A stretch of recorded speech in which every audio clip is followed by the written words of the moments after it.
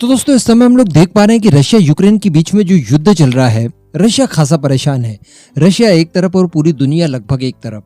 ऊपर से रशिया के ऊपर इतने सारे सैंक्शंस लग चुके हैं कि रशिया अपनी खुद की रिक्वायरमेंट के हिसाब से भी हथियारों का निर्माण नहीं कर पा रहा है। और हमने देखा कि एक टुच्चे देश ईरान से उसने ड्रोन्स खरीदे जिनका इस्तेमाल यूक्रेन के खिलाफ बड़ी मात्रा में किए जा रहे हैं।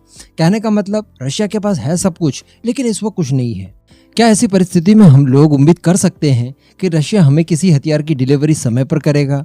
क्योंकि रशिया का ट्रैक रिकॉर्ड रहा है। आज तो खैर युद्ध चल रहा है, लेकिन जब युद्ध नहीं भी चलता था उस समय भी रशिया काफी लेट लतीफी के लिए जाना जाता था दुनिया भर के अंदर।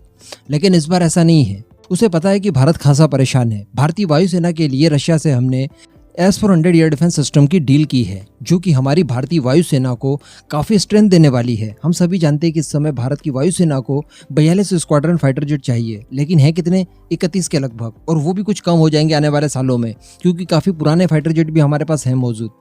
तो कहने का मतलब हमारी इस कमजोरी को जो फुलफिल करता है वो है S-400। अब हम सभी लोग जानते हैं कि पहली स्क्वाड्रन तो कभी की आ गई, उसे हमने पंजाब प्रांत में डिप्लॉय भी कर दिया। उसके बाद खबर निकल कर आई कि सेकंड स्क्वाड्रन की डिलीवरी शुरू हो गई। फिर पता चला कि सेकंड स्क्वाड्रन पूरी आ चुकी है, उसके डिप्लॉयमेंट की भी खबरें निकल कर आई। और अब खबर निकल कर आ रही है तीसरी रेजिमेंट की। जी हाँ, S-400 की तीसरी रेजिमेंट की डिलीवरी बस अब शुरू होने वाली है। आगे मैं आपको इस वीडियो में बताऊंगा कि वो कब से होगी, और बड़ी बात मैं आपको ये भी बताऊंगा कि एक्सपर्ट्स का क्या मानना है कि हमने ये जो S-400 खरीदे हैं इनका डिप्लॉयमेंट आखिर हम लोग किन किन रीजन्स पे करेंगे। पंजाब को तो हमें पता है, लेकिन बाकी के कहाँ होंगे इस वीडियो में आगे मैं आपको बताने वाला हूँ। वीडियो एकदम एंड तक देखते हुए चैनल को सब्सक्राइब जरूर कर दीजिएगा।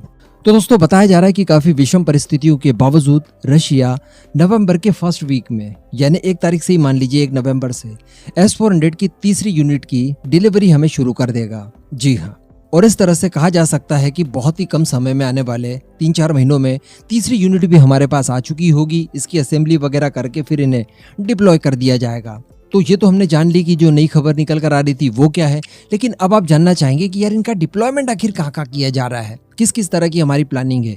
तो यहाँ पर मैं आपको बता दूं कि ये जो जानकारी मैं आपको दे रहा हूँ ये केवल एक्सपर्ट्स का सजेशन है, उनका जो आकलन है। किसी भी तरह की सिक्योरिटी को हम लोग ब्रेक नहीं करने चाह रहे हैं यहाँ पर, क्योंकि सरकार की तरफ से या सेनाओं की तरफ से अभी तक बिल्कुल भी नहीं बताया गया है कि किन किन जगह पर इन्हें डिप्लॉय करना है। लेकिन फिर भी एक्सपर्ट्स का मानना है कि चूंकि हमने एक तो पंजाब प्रांत में डिप्लॉय कर दिया है, जो कि चाइना और पाकिस्तान दोनों को ही काउंटर करने में सक्षम रहेगा, क्योंकि इसकी जो रडार्स की रेंज है वो 600 किलोमीटर है।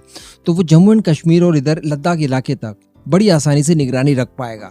अब जो दूसरी यूनिट की बात है, बताया जा रहा है कि उसके डिप्लॉयमेंट के लिए सबसे शानदार जगह है और जहां पर बहुत ज्यादा रिक्वायरमेंट भी है वो है चिकन नेक।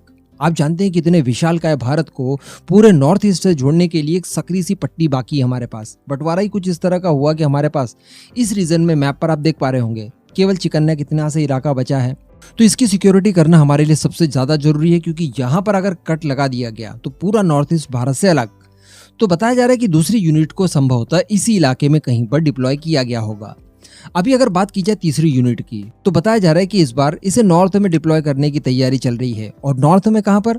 राजस्थान के आसपास कहीं पर।